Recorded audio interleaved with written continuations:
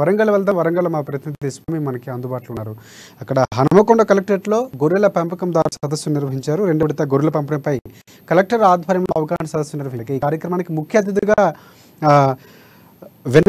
దాస్య వినయ్ భాస్కర్ ప్రభుత్వ chief whip ఆయన కూడా హాజరైనటువంటి పరిస్థితి. ఆయన ప్రధానంగా పథకాన్ని గొల్ల కురుమ అలాగే సద్వినియోగం చేసుకోవాలని కూడా చెప్పినటువంటి పరిస్థితి కనిపిస్తుంది. దేశంలోనే తొలిసారి గొర్రెల పెంపకదారుల అభివృద్ధికి ప్రభుత్వం ప్రోత్సాహం అందిస్తున్నటువంటి వ్యాఖ్యలు కూడా ఆయన చేస్తారు. దీనికి సంబంధించి పూర్తి సమాచారం ఏంటి స్వామి చెప్పండి. Good evening Rajasekhar.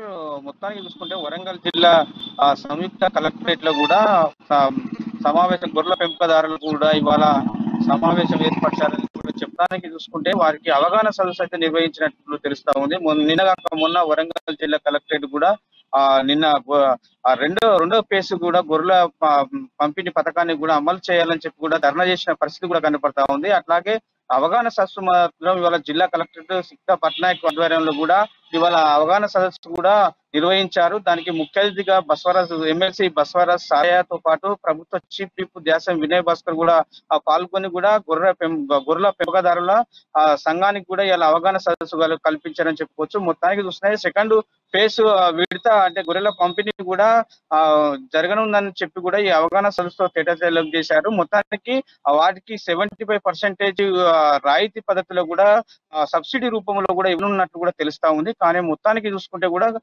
గొర్రెల పెంపకదారులకు వాళ్ళకు సంఘానికి మాత్రము సెకండ్ విడత పంపిణీ కార్యక్రమానికి రంగం సిద్ధం చేసినట్లు కూడా తెలిపినట్టు తెలుస్తా ఉంది.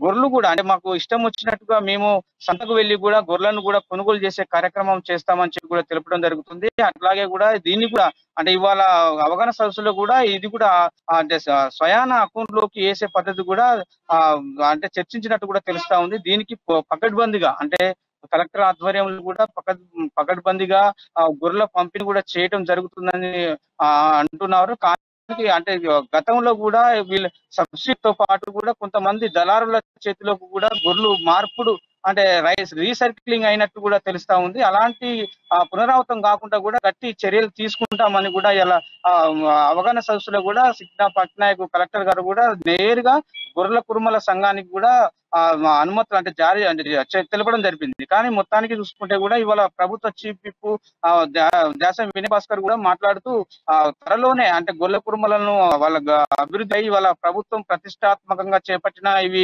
గొర్రెల పెంపకం పథకం పంపిణీ పథకం అని చెప్పి ఆయన కూడా తెలపడం జరిగింది. మొత్తానికి రెండోసారి కూడా పంపిణీ చేయటం సిద్ధంగా ఉన్నాయి. దీనికి కసరత్తు అంటే పూర్తిగా దిశా నిర్దేశం కూడా సీఎం కేసీఆర్ నేతృత్వంలో కూడా పూర్తి కసరత్తు చేశారని కూడా ఆయన తెలపడం జరిగింది. అంటే రెండో విడత గొర్రెల చేయటం కూడా దీనికి అనుమతులు కూడా లభించాయి. త్వరలో కూడా గొర్రెల పంపిణీ చేస్తాం